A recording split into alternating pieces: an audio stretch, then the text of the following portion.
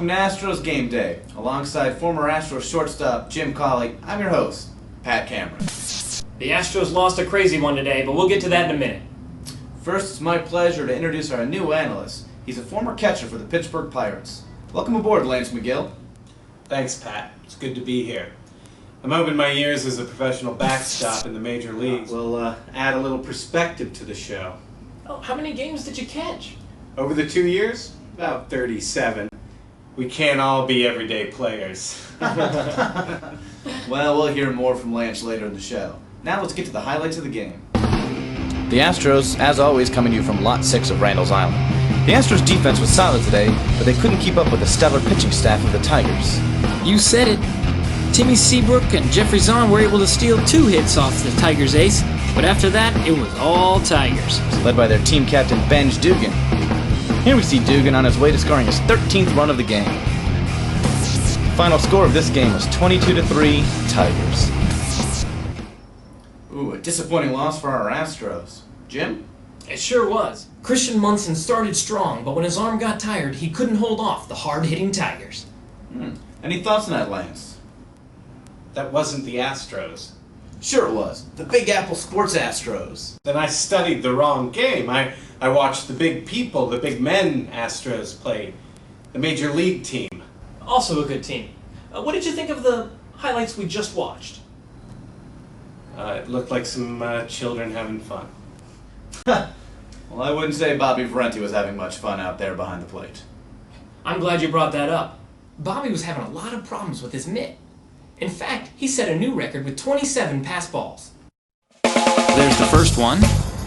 Alright, there's 2. That passed. Okay, there's another. And another. And another. Okay. A little short. Oh, that one hit the umpire. Now who's gonna catch that? Oh, almost had that one. Now that's a wild pitch. A little high. There's another. Just outside. Oh, another one at the umpire. Too low. Nope. Oh, wild pitch. Ah, man. Well, that can't be a pass ball. Seems more like 22 pass balls. Still a record. Wow. Lance, do you ever have a game like that? No. Then why were you a backup catcher? Too bad about those pass balls, because Christian was really zoned in there for a while. Check out this 9-pitch inning. Here we are in the first inning before the catcher tires out. This is why they call him the ace of the Astros pitching staff. Christian is one of the older ones, but he's still got the stuff. That last one lit up the radar at nearly 50 miles an hour. I think that poor catching really threw him off his game. Well, it's still an impressive outing. Do either of you think that Christian is a shot at the Cy Young this year? They only give that to major league pitchers. I think he stands a good shot. Well, we'll see which one of you is right at the end of the season. Now, Jim, what do you think about that controversial call at the end of the game? I didn't like it. Just watch. Right there, the umpire calls the game in the middle of the inning with runners on base, claiming that our Astros had issued too many walks. I think it's simply unprofessional. Lance, have you ever seen a game called like that? When did you play for the Astros?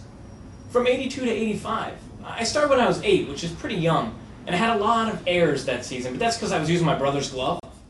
I got a new glove the next season, and my number of errors went way down. Lance, any thought on that call? It was a shame.